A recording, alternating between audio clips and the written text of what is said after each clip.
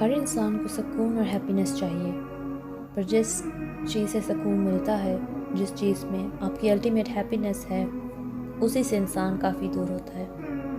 جتنا اس کے قریب ہونا چاہیے اتنا اس کے قریب ہوتا نہیں، رائٹ؟ لیکن اپوزٹ آف دیٹ، کنٹراری، بندے کیا کرتے ہیں کہ ہر اس چیز میں ہیپینس ڈھونڈ رہے ہوتے ہیں، ہر اس چیز میں سکون ڈھونڈ رہے ہوتے ہیں، سیٹسفیکشن ڈھونڈ رہے ہوتے ہیں، جو کہ too much away from the actual thing ہے، جس میں انسان کو پیس ملے گا، اور وہ پیس صرف اللہ کی یاد میں مل سکتی ہے۔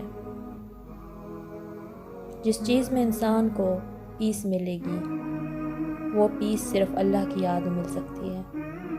دلوں کا سکون صرف اللہ کی یاد میں ہے۔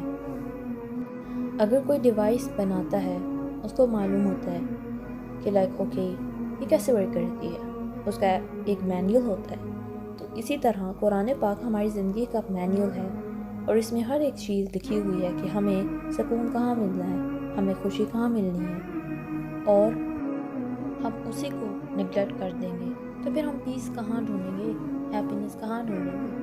ہمارا اللہ بتاتا ہے، الا بذکر اللہ تطمئن القلوب، کہ اللہ ہی کی یاد میں دلوں کا سکون ہے۔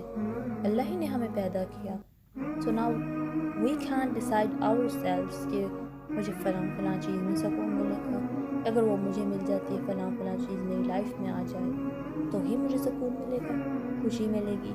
no matter what، انسان ہمیشہ اور زیادہ کی خواہش کرے گا، مجھے اور زیادہ سرٹن چیز مل جائے تو مجھے سکون اور ہیپینس مل جائے گی۔ آگے کا ماڈریٹ وے میں ضرور سوچیں فیوچر کے بارے میں، لیکن کسی چیز سے اتنا obsess نہ ہو کہ آپ پریشان ہوتے جائیں، بلکہ پریزنٹ پر کانٹینٹ رہیں، اور جتنا ملا ہے اس کا شکر ادا کریں، اور آگے فیوچر کے لیے اللہ پر بھروسہ کریں اور دعا کریں۔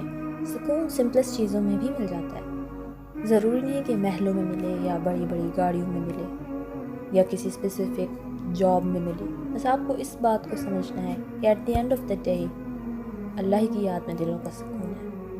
الا بذکر اللہ تطمئن القلوب۔